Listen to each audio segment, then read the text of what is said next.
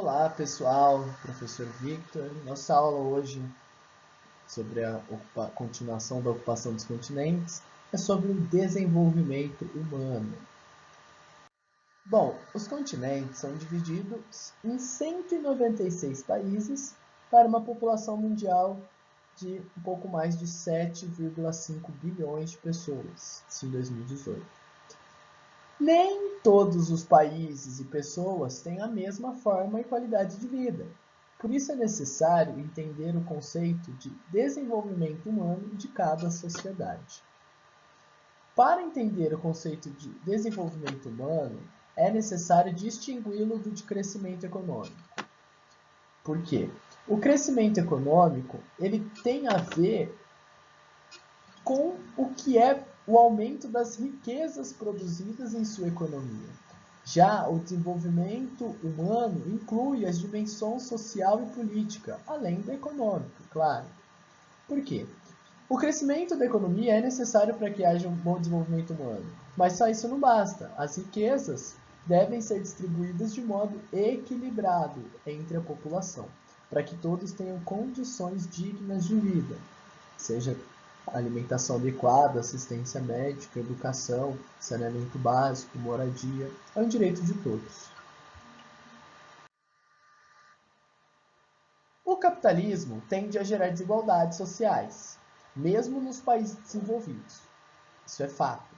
E cabe ao Estado, portanto, implementar políticas sociais e econômicas que minimizem essas desigualdades, o que infelizmente muitas vezes não acontece. Tá? É necessário identificar quais são os principais problemas que a população e os lugares vivem para que sejam tomadas devidas providências, para conseguir alavancar o nível de desenvolvimento dos diferentes territórios. Para isso, nós utilizamos os indicadores socioeconômicos, que são indicadores de desenvolvimento de cada sociedade. Bom, os indicadores socioeconômicos são dados que apontam as características básicas do desenvolvimento das sociedades. Bom, mas o que são essas características básicas? Entre eles, o PIB, o Produto Interno Bruto, que é a riqueza produzida pelas atividades econômicas de um país. Tá? Agropecuária, indústria, comércio, turismo, tudo isso junto. A renda per capita, que é a distribuição das riquezas do país pela sua população, per capita por pessoa. Tá? Então é toda essa produção, só que em relação à população. O IDH, que é o Índice de Desenvolvimento Humano, além da renda, que seria um aspecto econômico, ele inclui também outros aspectos sociais, como a expectativa de vida, ou seja, qual é a média que aquela população vive, e também a educação. Qual acesso, qual nível de acesso à educação que aquela população tem, desde a educação básica até os níveis mais superiores. O índice de Gini indica o índice de desigualdade social daquela população. No coeficiente matemático vai de 0 a 1. Quanto mais próximo do zero, quer dizer que mais desigual é aquela sociedade. Quanto mais próximo de 1, quer dizer que menos concentração de renda, ou seja, é mais equilibrado a distribuição de renda daquela população. A taxa de desemprego, claro, é importante, que mostra qual parte da população está sem um vínculo empregatício. E os serviços públicos, ou seja, quais serviços são oferecidos pelo Estado? Educação, saúde, lazer, esportes, entre outros. Bom, através desses indicadores socioeconômicos, os países são classificados. Tá? E aí, uma das classificações atuais, das mais utilizadas, são a classificação dos países em desenvolvidos e em desenvolvimento. De modo geral, os países desenvolvidos possuem uma renda alta, além de ser distribuída de maneira mais equilibrada, e a população a maioria da população vive um padrão de vida médio. Tem acesso aí, pelo menos, às questões básicas para sobreviver. Nos países em desenvolvimento, além da renda ser menor, geralmente há uma acentuada concentração de riqueza nas mãos de um pequeno grupo. Muitas vezes, as políticas sociais não são suficientes para reduzir a desigualdade, o que deixa grande parte da população com uma qualidade de vida baixa. Surgiu também os países emergentes. Por quê? Em desenvolvimento ficou muito relacionado a atraso, e aí isso não soou muito legal. Nenhum país gosta de ser tido como atrasado. Então criaram os países emergentes, que são os países que não são desenvolvidos, só que eles estão ali buscando crescer, tá? Que é o caso do Brasil.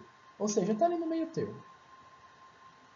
Bom, é importante a gente entender que, apesar de existirem os países desenvolvidos, eles também têm o problema da pobreza, tá? Claro, nos países em desenvolvimento, a pobreza é muito maior. Entretanto, não é um problema pontual em alguns países. A pobreza é um problema global. Lembra que eu disse no começo do vídeo que o capitalismo ele gera desigualdades? Então, justamente por isso, tá? Então, para nós entendermos um pouquinho de como que a pobreza ela vai acontecer tanto nos países em desenvolvimento quanto nos países desenvolvidos. Alguns países em desenvolvimento têm uma distribuição de renda tão equilibrada quanto os países desenvolvidos. O problema é que a produtividade econômica é baixa, não tem riqueza para ser distribuída. Então, apesar de ser bem distribuída, ser equilibrado, é pouco, não tem o que distribuir. Então, aí, ele acaba continuando com uma qualidade de vida baixa, tá? Entretanto, claro, no menor grau, nos países desenvolvidos, apesar da riqueza ser alta, ela é concentrada na mão de poucas pessoas, tá? E aí acaba gerando uma desigualdade muito grande na sociedade, gerando uma grande parcela pobre, que é o exemplo do Brasil, tá?